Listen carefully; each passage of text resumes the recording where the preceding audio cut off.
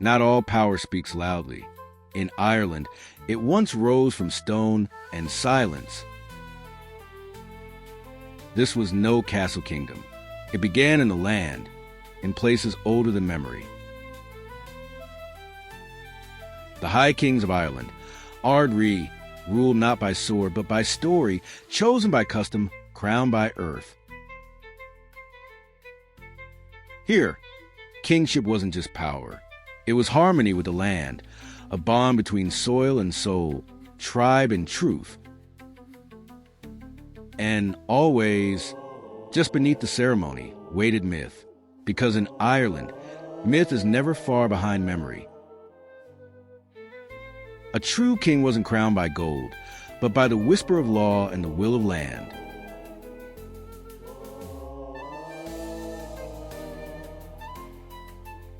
The Breton laws, old as oak roots, held kings to account for justice, for harvest, for every soul beneath the sky. This wasn't rule from above, it was balance between tribe and terrain, spirit and settlement. A king once chosen with the land itself, a sacred rite at coronation, not symbol, but solemn vow. From hilltop to hearth, power carried weight, not to dominate, but to serve the story of the land. And still today, we honor that idea, that sovereignty means stewardship, that the crown, truly worn, is quiet and firm and fair.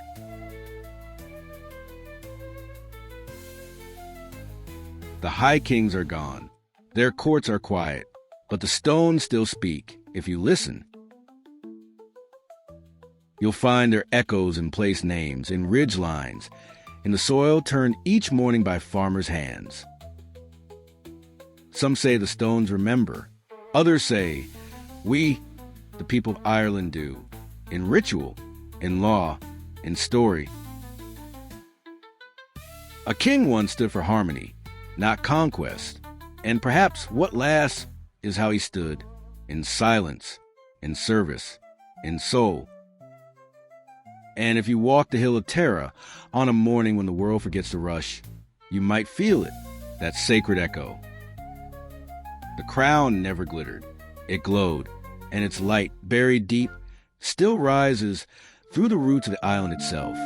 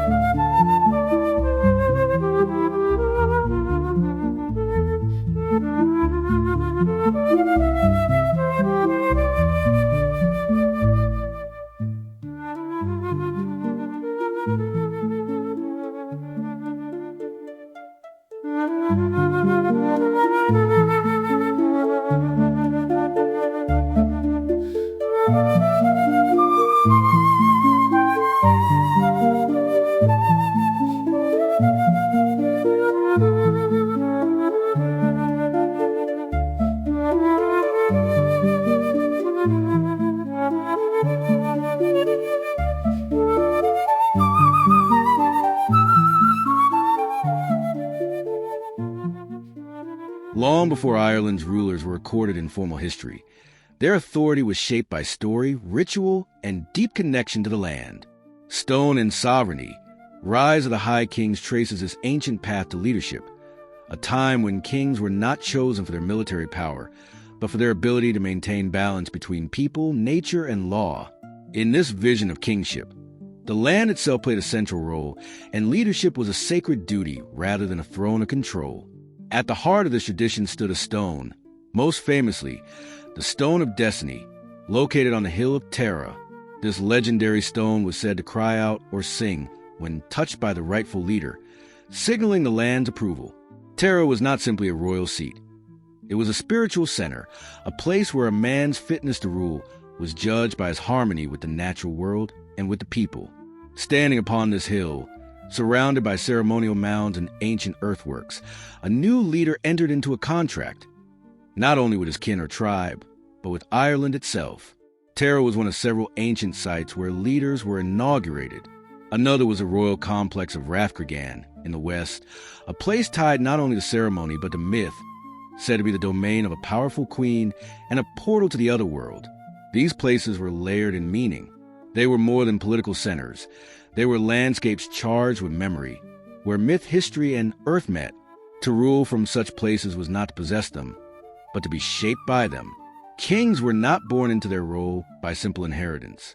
Instead, they were selected from extended noble families and had to meet certain conditions. They had to be strong in mind and body, morally sound, and capable of maintaining peace and prosperity. A king was expected to uphold a principle known in later texts as the truth of the ruler, an unwritten law that said a just and fair king would bring order, growth, and health to the land, while a corrupt one would cause ruin, famine, and chaos. The land, it was believed, would respond directly to the justice or failure of its ruler. One of the most powerful symbols of this belief was the idea of a sacred marriage to the land itself. In old tales, the land was personified as a goddess, sometimes beautiful, sometimes wild or even frightening. The would-be king had to symbolically unite with her, promising to serve and protect her. In some stories, she appeared as an old woman who transformed into a radiant figure only when the king accepted her as she was. This was no mere fantasy.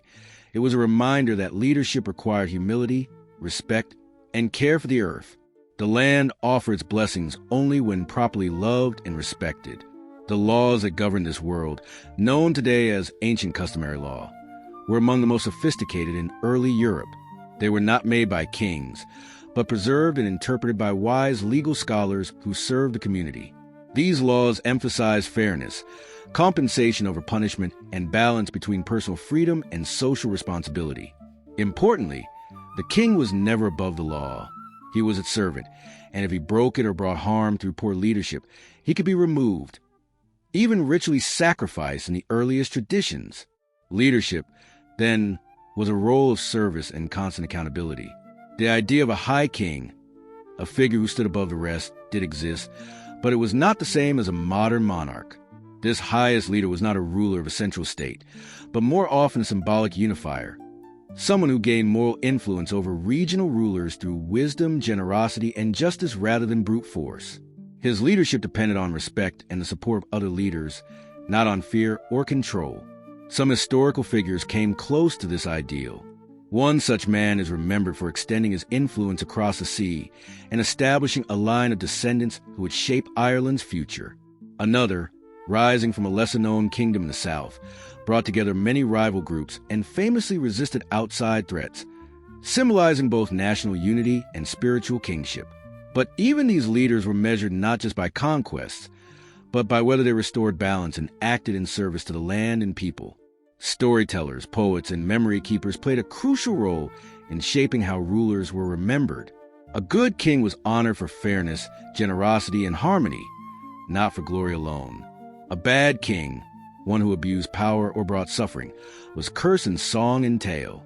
It was believed an unjust ruler could disrupt the very rhythms of nature, leading to blight barren fields and broken communities. In the oldest customs, such a king might even be removed in ritual as an offering to restore the order he had broken.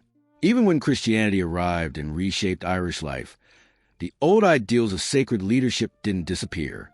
Instead, they blended with the new faith. Kings began to be anointed with holy oil, but they were still expected to serve the people and protect the land. Religious leaders took the place of poets and guiding kings, but the idea of rule as a sacred duty endured.